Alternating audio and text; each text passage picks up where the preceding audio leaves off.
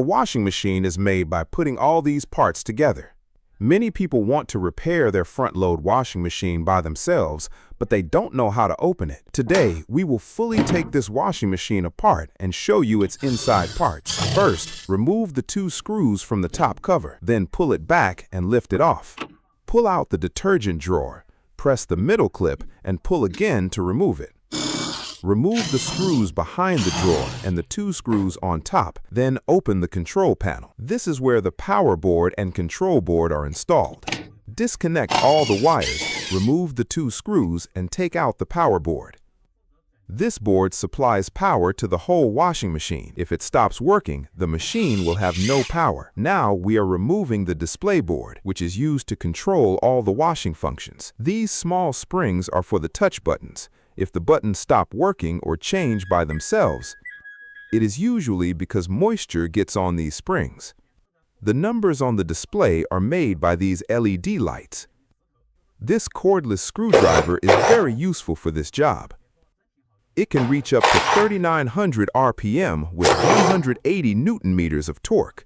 It is small and easy to use, even in tight spaces. Now we are removing the water level sensor, which checks how much water is inside the drum. If it stops working, the washing machine may keep filling with water. Remove the wire and pull out the black air hose to take it out.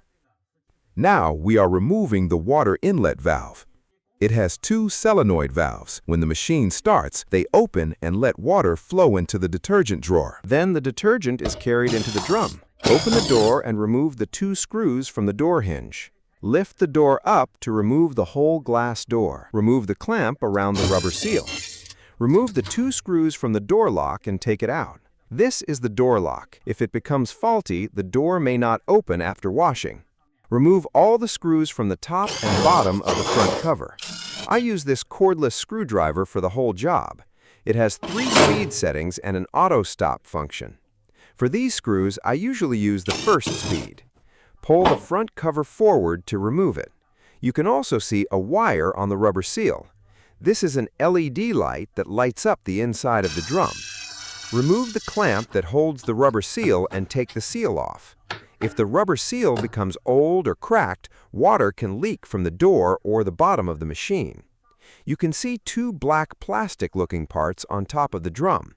These are the balance weights. They keep the washing machine stable while it is running. They must be removed before taking out the drum.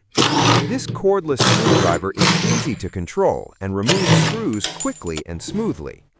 These 2 parts below are the shock absorbers. If they are damaged, the washing machine will shake or hit the drum during spinning. Press the locking clip, turn it, and pull it out. Then remove the pin that holds the shock absorber. Now we are removing the drain pump. If the washing machine does not drain or leaks water, it is usually because something is stuck inside it. Remove all the screws around the outer drum. For these screws, I usually use the 3rd speed because it is much faster. The screwdriver also has 2 built-in LED lights. Even screws in dark places are easy to see.